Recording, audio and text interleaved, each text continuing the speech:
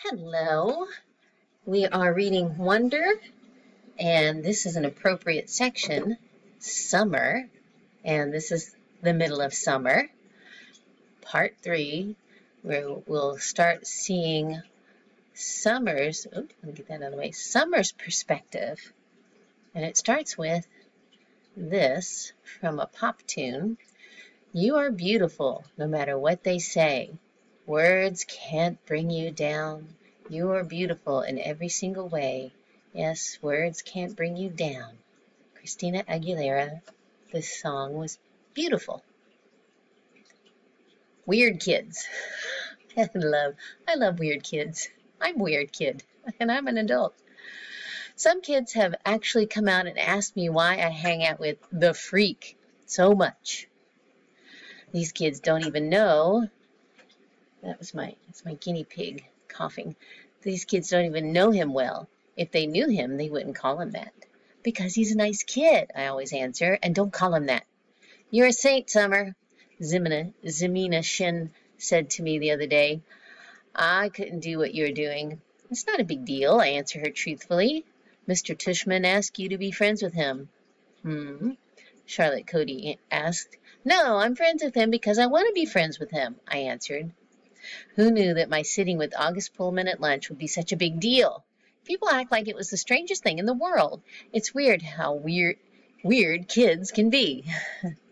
I sat with him the first day because I felt sorry for him. That's all. Here he was, this strange-looking kid in a brand new school. Oh, look, they should have put a space between those two words. Oh. No one was talking to him. Everyone was staring at him. All the girls at my table were whispering about him. He wasn't the only new kid at Beecher Prep, but he was the only one everyone was talking about. Julian had nicknamed him the Zombie Kid, and that's what everybody was calling him. Did you see the Zombie Kid yet? Stuff like that gets around fast. And August knew it.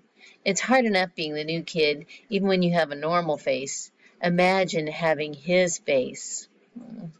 So I just went over and sat with him. No biggie. I wish people would stop trying to turn it into something major. He's just a kid. The weirdest looking kid I've ever seen, yes, but just a kid. The plague. I do admit August's face takes some getting used to. I've been sitting with him for 2 weeks now, and let's just say he's not the neatest eater in the world. But other than that, he's pretty nice. I should also say that I don't feel sorry for him anymore. That might have made me sit down with him the first time, but it's not why I keep sitting down with him. I keep sitting down with him because he's fun. He is fun. One of the things I'm not loving about this year is how a lot of the kids are acting like they're too grown up to play things anymore. All they want to do is hang out and talk at recess. And all they talk about is who likes who and who is cute and who isn't. August doesn't bother about that stuff.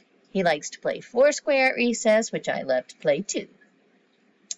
It was actually because I was playing Foursquare with August that I found out about the plague. Apparently, this is a game that has been going on since the beginning of the year. Anyone who accidentally touches August only has 30 seconds to wash their hand or find hand sanitizer before they catch the plague. That is so mean. My dog is barking. I'm not sure what happens to you if you actually catch the plague because nobody's touched August yet, not directly.